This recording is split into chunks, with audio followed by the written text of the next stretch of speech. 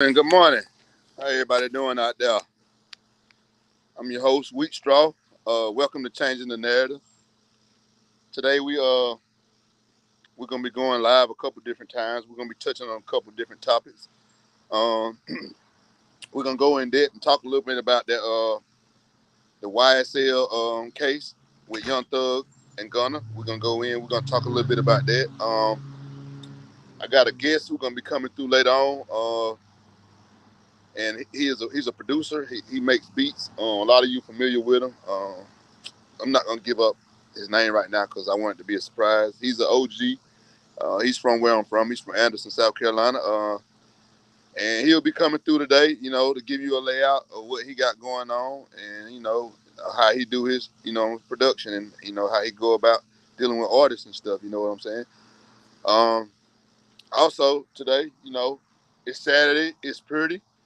We're gonna be having a sale down at the store. You know what I mean? The barbershop open.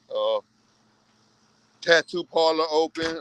The piercing parlor is open, and the hair, nail, and wig, and the beauty salon, the one that's in the shopping center with us, is also open.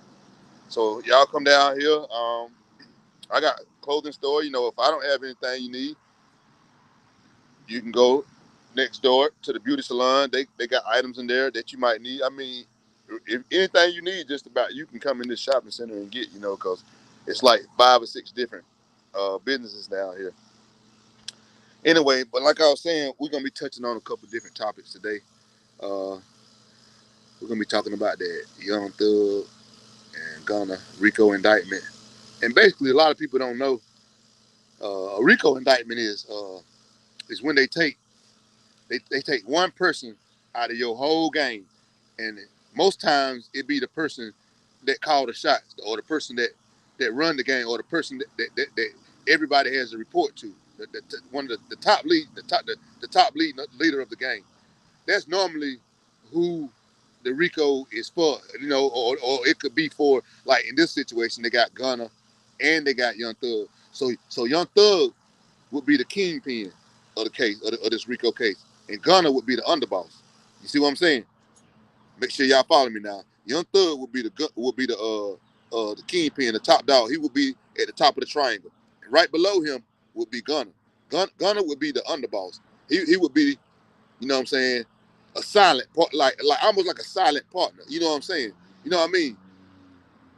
Okay.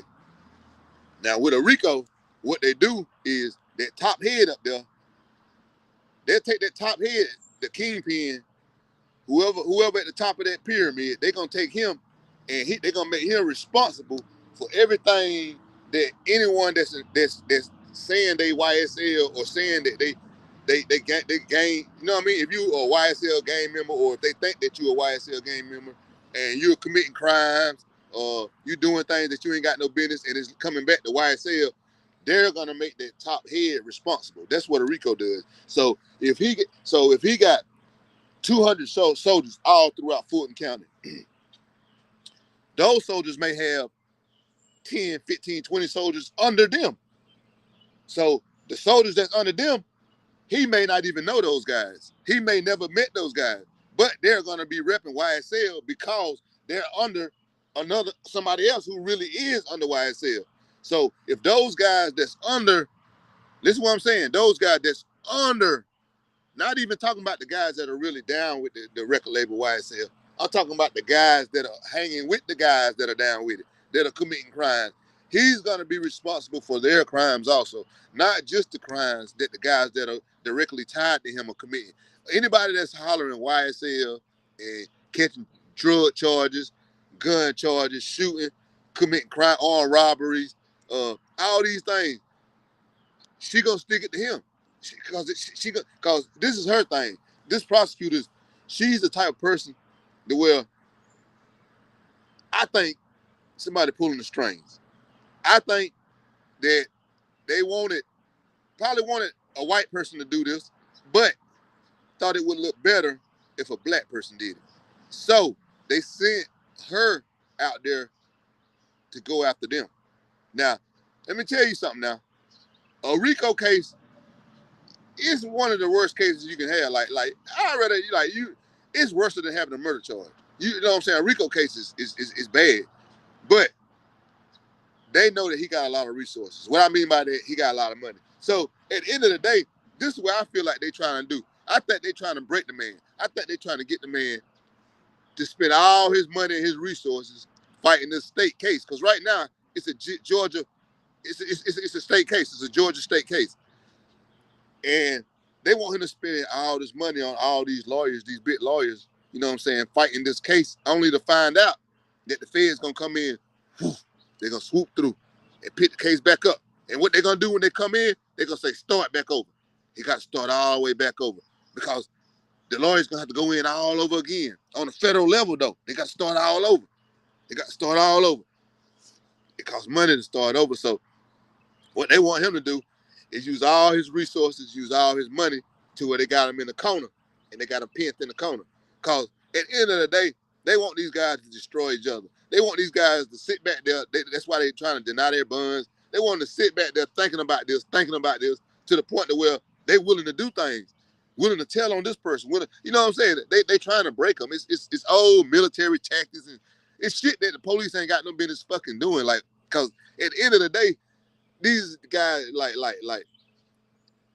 I seen these guys do more good than bad than like I ain't seen them do nothing bad. Cause I'm looking from the outside looking in, so I ain't seen them do nothing bad.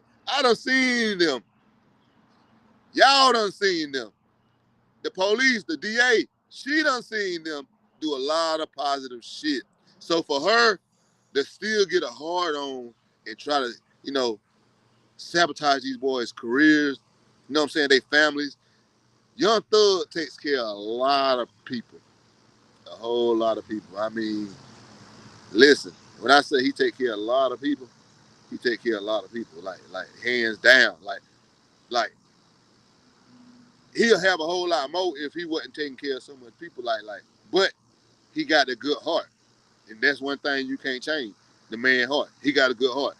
Um, so basically, man, you know, my thoughts on it is that he just need to, you know what I'm saying? Just sit there, let the lawyers do all the work right now. Let the lawyers do all the work. You know what I'm saying?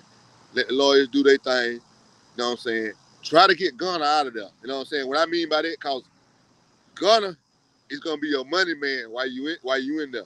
You're gonna have to, like, unless you can beat this shit and get this shit, throw it out, flat out, you're gonna probably have to go do a little time. You know what I'm saying? You got money, so at the end of the day, you might not have to do a lot of time. Like if a nigga like me caught that shit, nigga, I probably end up with the 30 or the life. But you able to fight it. Your lawyer's able to dissect it like cause that's what they're gonna do. Like in a science class, like how you used to do when you was young, you used to dissect the fraud. They're gonna dissect this case. They're gonna dissect it. They're gonna break it down. The lawyer's gonna break it down. They're gonna pull up cases from other cases. They're gonna pull up they're gonna break it down to where everything makes sense and everything that don't make sense gonna have to be swept out. You know what I'm saying? And that's where they're gonna kill the DA at.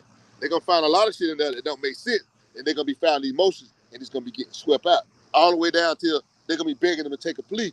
You know what I mean? Oh, listen, just go ahead and take these 7, 8 years and blah blah blah, plead to this and blah blah blah.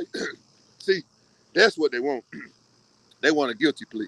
You know what I mean? They know they hit them with all these charges because they know at the end of the day when the lawyer comes through, man, I don't care who you is. You can have 100 charges. You get you a lawyer, them charges, you're gonna go to court. When you go to court, you ain't gonna have nothing about 5, 10 charges out of 100. Guaranteed, guaranteed. I've been going back and forth prison all my life. It took me a long time to get it right. You know what I'm saying? But I learned the court system by going back and forth like that. I learned not to take what they offered me the first time. I learned not to let them try to give me anything. You know what I'm saying? Because I made mistakes when I was going through the system myself. When I was young, when I caught my first drug charge, I didn't know that I should have been given a probation, a second chance. You know what I'm saying? I took what they gave me. They tell me, look, okay, take this 1 to 6. You go down there and do 7, 9. This is exactly how they explain it to you when you go in the courtroom. Take this 1 to 6 youth offender wild way, and you're gonna go down there. You're gonna do 7 months, 6, 7 months, and no, they give it to you a little sweeter. They say you're gonna go down there and do 90 days. You can go down there and do 90 days, and you're gonna come right back, and boom, you know what I'm saying? You free, you be on probation. Man, was that a setup? You know what I'm saying? But These guys got money, so they don't have to go through stuff like this. But they gonna have to fight. They gonna have to fight, man. They got to fight, man, because this lady's got a real hard on for her own kind.